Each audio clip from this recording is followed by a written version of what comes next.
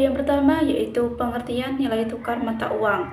Definisi nilai tukar atau kurs yang ditentukan oleh Abimanyu adalah harga mata uang suatu negara relatif terhadap mata uang negara lain. Karena nilai tukar ini mencakup dua mata uang, maka titik keseimbangnya ditentukan oleh sisi penawaran dan permintaan dari kedua mata uang tersebut.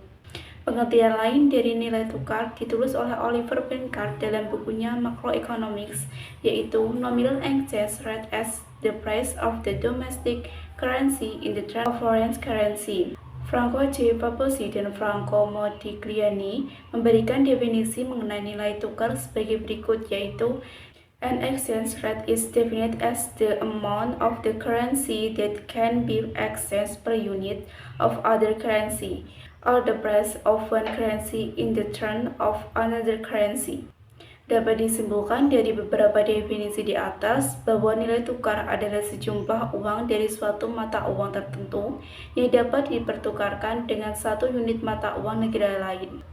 Materi selanjutnya yaitu jenis sistem nilai tukar. Yang pertama yaitu nilai tukar tetap. Nilai kurs tetap adalah sistem di mana bank sentral menetapkan nilai tukar mata uang domestik terhadap mata uang asing.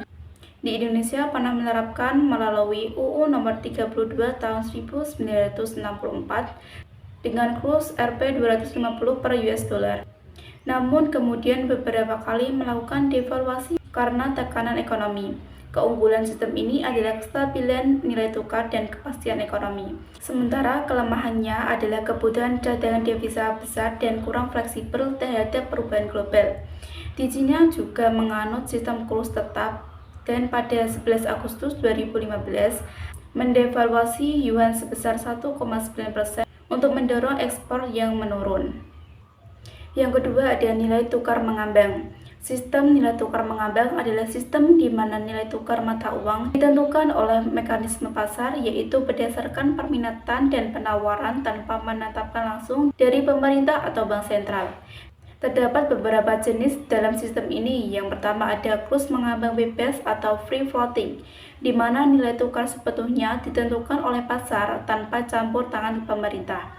Yang kedua ada kurs mengambang terkendali atau managed floating, yaitu sistem di mana pemerintah atau bank sentral sesekali melakukan intervensi untuk menjaga stabilitas nilai tukar jika terjadi fluktuasi yang terlalu tajam. Jenis yang ketiga yaitu nilai tukar campuran.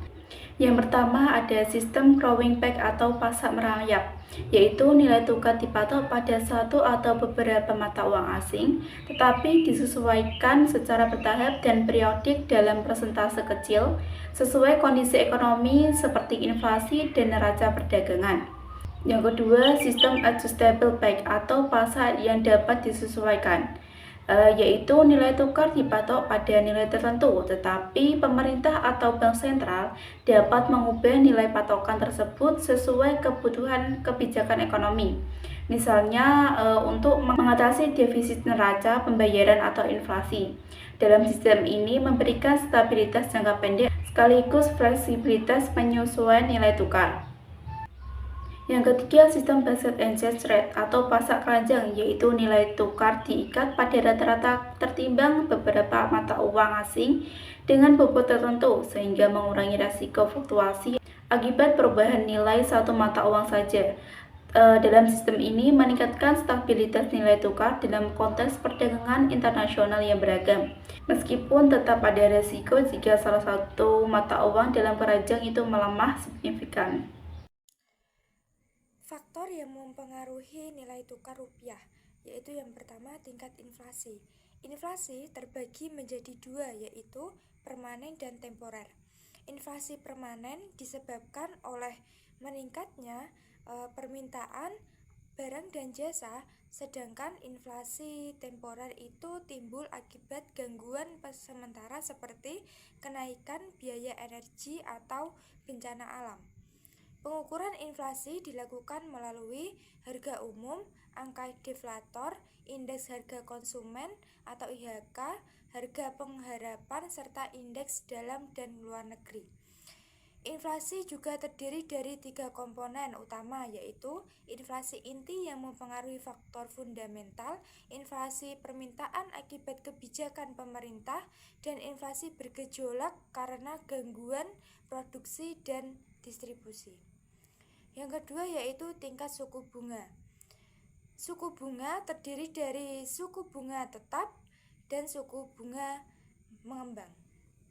Suku bunga tetap tidak berubah selama masa kredit, sedangkan suku bunga mengembang itu berubah-ubah mengikuti kurs referensi seperti LIBOR dengan menambahkan margin. Besar kecilnya suku bunga dipengaruhi oleh berbagai faktor seperti kebutuhan dana, persaingan, kebijakan pemerintah, dan target laba. Faktor lain yang turut mempengaruhi termasuk jangka waktu, kualitas jaminan, reputasi perusahaan, produk kompetitif, serta hubungan baik dan jaminan dari pihak ketiga. Yang ketiga yaitu jumlah uang beredar atau JUB. Jumlah uang beredar atau JUB adalah uang yang berada di tangan masyarakat, terdiri dari uang kertal dan uang giral. Dalam arti sempit atau M1, uang giral dapat digunakan langsung untuk transaksi. Sementara uang di bank dan bank sentral tidak termasuk.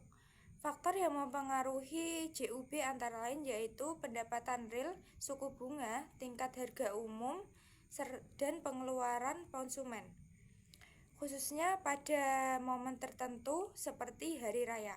Keempat yaitu pendapatan nasional. Produk nasional bruto atau PNB atau Gross National Product atau GNP adalah ukuran pendapatan nasional yang menghitung nilai barang dan jasa yang dihasilkan oleh faktor produksi milik warga negara baik di dalam maupun di luar negeri.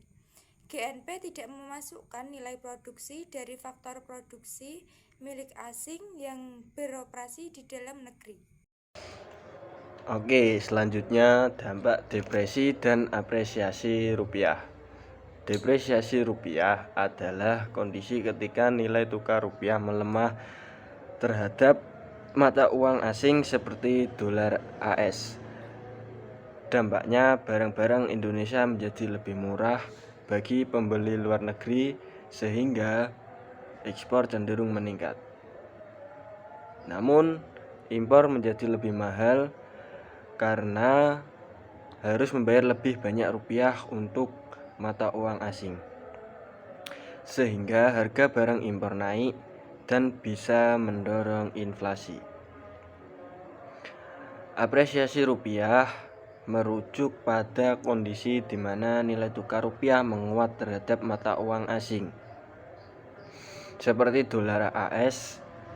Dampaknya barang impor menjadi lebih murah sehingga dapat menekan inflasi dan beban utang luar negeri dalam mata uang asing menjadi lebih ringan.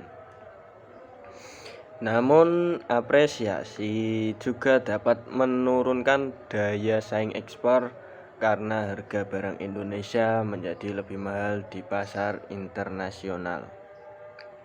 Oke, berikutnya kesimpulannya adalah nilai tukar adalah harga mata uang suatu negara terhadap mata uang lain, dipengaruhi permintaan dan penawaran. Oleh sebab itu, sistem kurs tetap menetap nilai tukar pada tingkat tertentu, sementara kurs mengambang ditentukan pasar dengan variasi seperti free floating dan managed floating.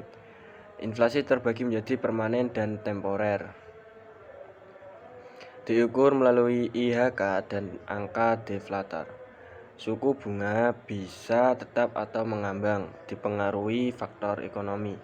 Jumlah uang beredar atau JUB meliputi uang kartal dan giral, dipengaruhi pendapatan dan pengeluaran konsumen.